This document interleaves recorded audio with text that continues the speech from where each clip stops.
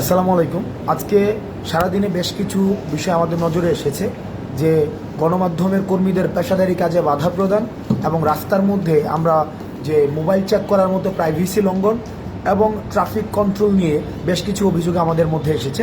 আমি প্রথমেই বলতে চাই যে আমরা নির্যাতকের পরিবর্তন চাইনি, আমরা নির্যাতনেরও পরিবর্তন চেয়েছি।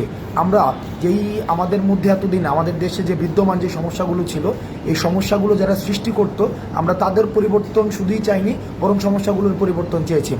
ছাত্রলীগ যেভাবে আমাদের ফোন চেক করে দেখেছিল যে আন্দোলন সংশ্লিষ্ট কোনো ছবি আছে কিনা, এবং তারা আমাদের শিক্ষার্থীদের উপরে নির্যাতন করেছে ফোন চেক করার মধ্য দিয়ে, এবং সেটি প্রাইভেসি লঙ্ঘন হয়েছে, আমরা তখন সেই বিষয়টির প্রতিবাদ জানিয়েছি।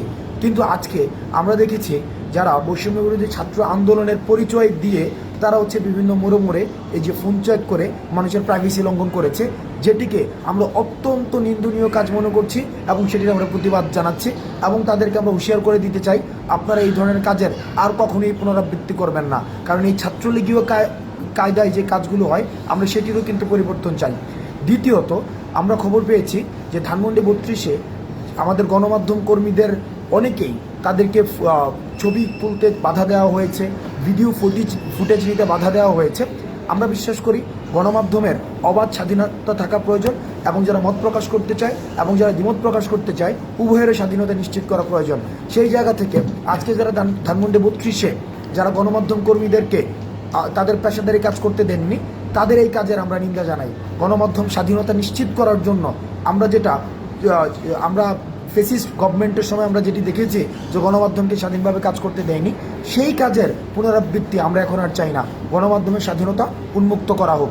তৃতীয়ত, আমরা ট্রাফিক কন্ট্রোলের যে বিষয়টি, সেই বিষয়টি নিয়ে আমাদের কিছু বিষয় আমাদের কাছে পর্যালোচনা এসেছে যে ঢাকার বিভিন্ন প্রান্তে স্বতঃস্ফূর্তভাবে শিক্ষার্থীরা ট্রাফিক কন্ট্রোলের কাজ করছে, সেটি অবশ্যই ইতিবাচক।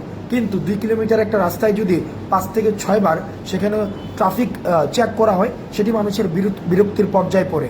সুতরাং যারা বিভিন্ন পয়েন্টে ট্রাফিক কন্ট্রোলের কাজ করছে, তাদের প্রতি অনুরোধ থাকবে, আপনাদের কাজটি অনেক বেশি মহৎ এবং অনেক বেশি মহান, এবং এই ক্রান্তিকালীন সময়ে আপনাদের অবদান অনস্বীকার্য।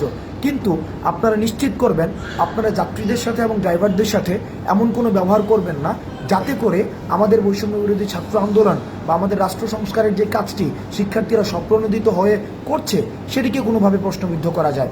আমরা আমাদের রাষ্ট্র সংস্কারের কাজ অব্যাহত থাকবে, এবং যতদিন না পর্যন্ত রাষ্ট্র সংস্কারের চূড়ান্ত প্রতিফলন আমরা সামনে দেখতে পাচ্ছি, ততদিন পর্যন্ত এই রাষ্ট্র সংস্কারের কাজ চলবে। আপনারা ভালো থাকবেন। সালামু আলাইকুম।